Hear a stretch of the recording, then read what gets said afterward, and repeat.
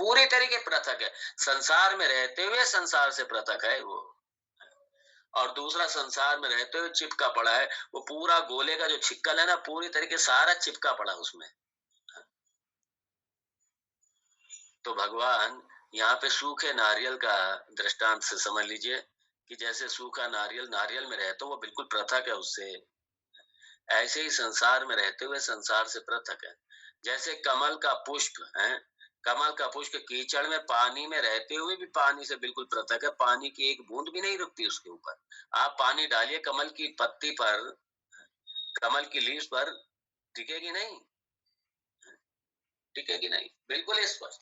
समुद्र में रहते हुए, बड़े बड़े तालाब में रहते हुए कमल है, बिल्कुल पृथक है, उसके कीचड़ से पृथक, जल से पृथक। तो ऐसे ही ना कोई राग है ना कोई द्वेष है। अब ये 43वां, 44वां और 45वां, ये 3 श्लोक जो हैं, ये निधिध्यासन के श्लोक हैं। अब निधिध्यासन पे भगवान आ रहे हैं, क्योंकि अपने आप को पृथक तो कर लिया, लेकिन निधिध्यासन भी करना पड़ेगा, क्योंकि विपरीत भावना की इतनी आसानी से निवृत्ति नहीं होती है। विपरीत भावना बड़ा मुश्किल होता है इससे छूटना।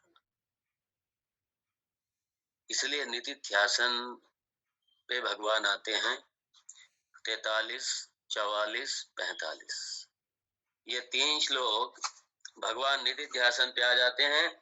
और यहाँ निधिध्यासन, इसलिए भगवान अपने स्वरूप में रहने का यहाँ उपदेश दे रहे हैं, निधिध्यासन का उपदेश दे रहे हैं कि आप अपना स्वरूप जो आप जानते हैं, अपने स्वरूप को, अपने स्वरूप में रहिए, अपने स्वरूप। और भगवान अपना ही, हमारा अपना ही स्वयं का वर्णन कर रहे हैं हमारा यहाँ पे। आइए देखें 43वां श्लोक। प्रकाश रूपो हमजो हमद्वयः असकृत विभातो अहमतीव निर्मलः विशुद्ध विज्ञान घनो निरामयः संपूर्णानंदमयो हमक्रियः। एक एक शब्द के अर्थ पर, एक एक शब्द के अर्थ पर, एक एक शब्द को पकड़िए और एक एक शब्द के अर्थ में रहने का प्रयास कीजिए। एक एक, पहले तो अर्थ को समझिए और अर्थ, फिर उस अर्थ में रहने का प्रयास कीजिए, उस अर्थ को आत्मसात करके उस अर्थ के साथ एकीकार होने का प्रयास कीजिए। भगवान स्वयं का ही सीधा सीधा वर्णन है। स्वयं मतलब अपना आत्म तत्व का वर्णन हो रहा है यहाँ पे, ब्रह्म तत्व का वर्णन हो रहा है यहाँ पे। और भगवान कह रहे हैं प्रकाश रूप अहम, अहम प्रकाश रूप, अजः अहम अद्वयः, फिर असकृत विभातः अहम अति इव निर्मलः विशुद्ध विज्ञान घनः निरामयः संपूर्णः आनंदमयः अहम अक्रियः। ये पूरा आत्मस्वरूप का यह वर्णन है। यहाँ पे भगवान कह रहे हैं, ये जो पिछले श्लोक में भगवान ने कहा था निरीक्ष, उसको पकड़िए, निरीक्ष को यहाँ जोड़िए, निरीक्ष को यहाँ जोड़िए। जो कहा था निरीक्ष, 42वें श्लोक का निरीक्ष, इसको निरीक्ष को यहाँ से जोड़िए। निरीक्ष क्या निरीक्ष है? स्वात्मानम निरीक्ष, अपना निरीक्षण करो, अपना एनालिसिस करो, अपना विश्लेषण करो, अपना संश्लेषण करो, अपना विश्लेषण करो, संश्लेषण करो, एनालिसिस करो। क्या करें? अपने स्वयं का मतलब क्या कि अपने ही निरीक्ष मतलब अपने ही स्वरूप में अवस्थित होइए, अवस्थित रहने का प्रयास कीजिए अपने ही स्वरूप में। कैसा स्वरूप है आपका? कैसा है? देखिए, एक तो ये अहंकार वाला मैं, और एक ये अहंकार का जो अधिष्ठान है वो वाला मैं। तो अपने अहंकार से पृथक होकर के जो अहंकार का अधिष्ठान है, अहंकार का अधिष्ठान मतलब क्या, जहां ये मैं में जो वृत्ति, जहां ये मैं में वृत्ति जो उदित हो रही है, जहां पे उत्पन्न हो रही है मैं वृत्ति, वो अधिष्ठान वो आपका मैं है। वहां उस मैं में, तो उस मैं में, और वही आपका वास्तविक स्वरूप है, वही वास्तविक स्वरूप है। और ये जो लोअर है, ये अहंकार वाला जो मैं है, ये लोअर है। तो इसके साथ में अपने आप को आइडेंटिफाई ना करते हुए, अहंकार आत्मिका जो वृत्ति है, अहंकार के साथ में अपना अपने आप को ना जोड़ते हुए, जो आपका अधिष्ठान है उससे जोड़ते हुए, उसमें आते हुए, और क्या है स्वरूप उसका है? क्योंकि सामान्यता होता क्या है कि हम अहंकार वृत्ति के साथ, अर्थात मैं पने के साथ, ये देह में मैं पने के साथ में हम सारा जीवन इसी के साथ रहते। अब यहाँ पे इससे पृथक करके किसमें अपने अधिष्ठान रूप से मैं में आना, और ये जो मेरा अधिष्ठान रूप से जो मैं है, जब हम इसमें आते हैं तो जो मेरा अहंकार रूपी जो वेश है, जो अहंकार रूपी जो मेरा वस्त्र है, वो मुझसे पृथक हो जाता है, पृथक हो जाता है। और ये जो अहंकार है ये बदलने वाला है, ये क्षण क्षण बदलता है। मैं ऐसा हो गया, मैं वैसा हो गया, मैंने ये कर दिया, मैंने वो कर दिया, मैं ऐसा था, मैं वैसा था, मैं स्त्री था, मैं पुरुष हूँ, मैं फलाना हूँ, मैं ये हूँ, मैं वो हूँ। तो इन सब से पृथक करते हुए वो जो अधिष्ठान है, वहां पे कुछ नहीं है। वहां ना गुरु है, ना शिष्य है, न मित्र है, न बंधु है, न पति है, न पत्नी है, न बेटा है, न बेटी है, वहां पे कुछ नहीं है।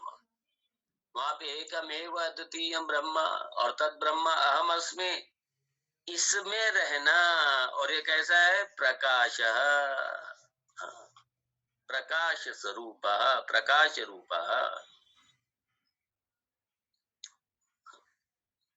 प्रकाश रूप मतलब स्वतः सिद्ध, मुझे किसी दूसरे प्रकाश की, किसी दूसरे सत्ता की कोई आवश्यकता नहीं है।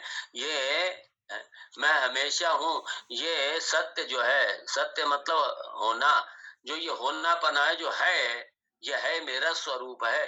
अर्थात मैं कभी किसी काल में नहीं जाता, कहीं नहीं जाता। मुझे कोई अंधेरा या मुझे कोई दूसरा ढक नहीं सकता, क्योंकि भी दूसरा कुछ है ही नहीं। मैं स्वतः सिद्ध हूँ, मुझे किसी दूसरे सत्ता की कोई आवश्यकता नहीं है।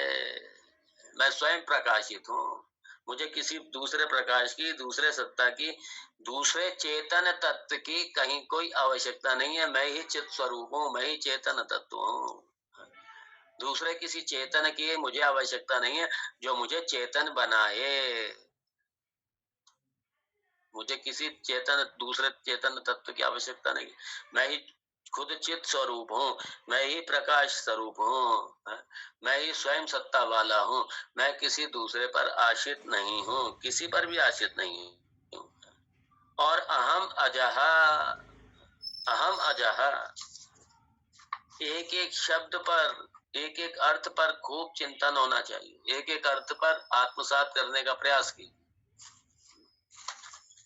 अजो नित्य शाश्वतोऽयं पुराणः, न हन्यते हन्यमाने शरीरे। अहम अजः, अर्थात मेरा कोई जन्म नहीं होता। जब मेरा कोई जन्म नहीं होता तो डेट ऑफ बर्थ मेरी नहीं है। जब डेट ऑफ बर्थ नहीं है मेरी, तो डेट ऑफ डेथ भी नहीं है।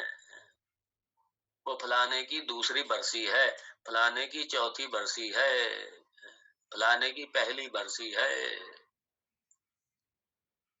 ये आत्म तत्व पर नहीं है, ये मेरा नहीं है, इसलिए मेरा नहीं है जन्म, न मेरा जन्म न मेरा मरण है। मैं मतलब षड भाव विकार से पूरी तरीके पृथक हूँ, अलग हूँ, मेरे में कोई विकार नहीं है, और मैं अमृत हूँ। ये अमृतत्वम, ये मेरा स्वरूप है।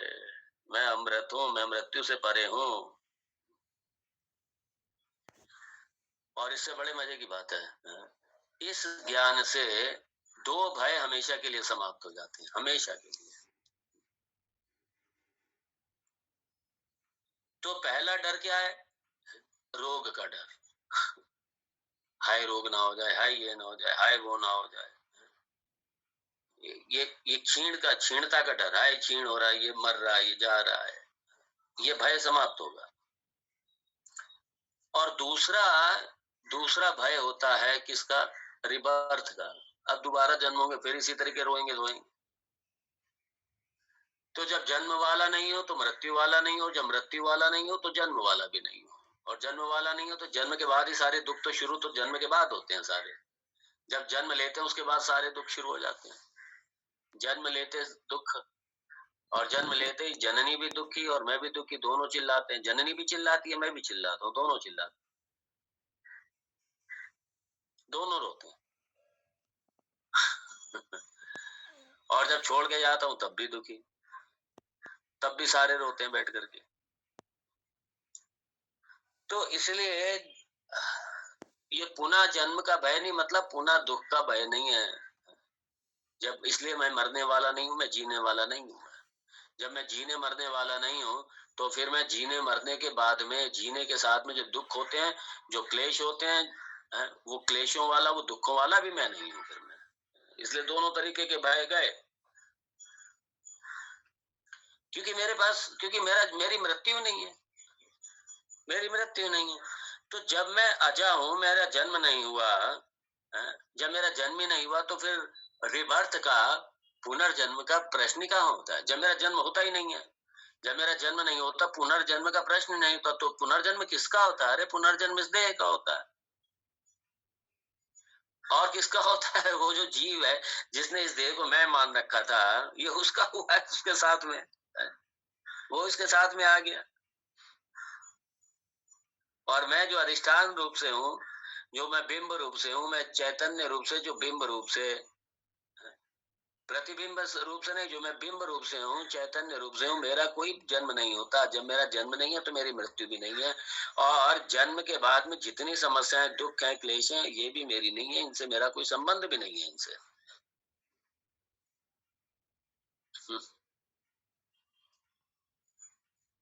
और फिर अद्वय, अद्वय मतलब नॉन ड्यूअल है, दूसरा कुछ है ही नहीं, विदाउट सेकंड, दूसरा कुछ है ही नहीं।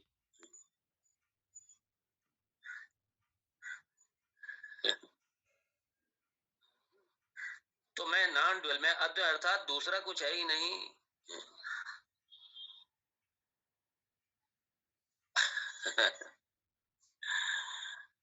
अब यहाँ पे प्रश्न उठ सकता है, पूर्व पक्षी कह सकता है आपने कैसे कह दिया अद्वय है? अरे आप ही तो कहते हैं कि दृश्य और दृष्टा है, तो दो तो हो ही गया, एक दृश्य हो गया, एक दृष्टा हो गया, दो हो गए नहीं हो गए? तो आपने कैसे कह दिया अद्वय है? मैं अद्वय हूं, ये आपने कैसे कह दिया? अरे वेदांत खुद कहता है दृष्टा और दृश्य, ये तो वेदांत कह रहा है। तो जब दृष्टा और दृष्टा दृश्य से अलग है, एक तो दृश्य हो गया, दूसरा दृष्टा हो गया, तो आप अद्वय कहां से हुए? आप तो दो वाले हो गए। ये पूर्व पक्ष है। अब इसको देखेंगे कल। आज समय की सीमा यहाँ समाप्त होती है। बड़ा अच्छा यहाँ भगवान, ये पूरे निधि ध्यासन के श्लोक हैं, ये ध्यान देना। हमारी सबसे बड़ी समस्या ये है कि हम निधि ध्यासन की तरफ ध्यान नहीं देते। श्रवण में तो खूब लगे रहेंगे, निधि ध्यासन में अपने स्वरूप, अपने आप के साथ कभी नहीं बैठते। ये सबसे बड़ी प्रॉब्लम। और जबकि वेदांत ये कहता है सबसे ज्यादा निधि ध्यासन में समय देना चाहिए, लेकिन उसकी तरफ हमारा ध्यान नहीं होता। चलिए कल इसको देखेंगे। आज यहाँ पे विराम देंगे। ओम तत्सत। ओम पूर्णमदः पूर्णमिदं पूर्णात् पूर्णमुदच्यते पूर्णस्य पूर्णमादाय पूर्णमेवावशिष्यते। ओम शांति शांति शांति। हरि ओम श्री गुरुभ्यो नमः। हरि ओम।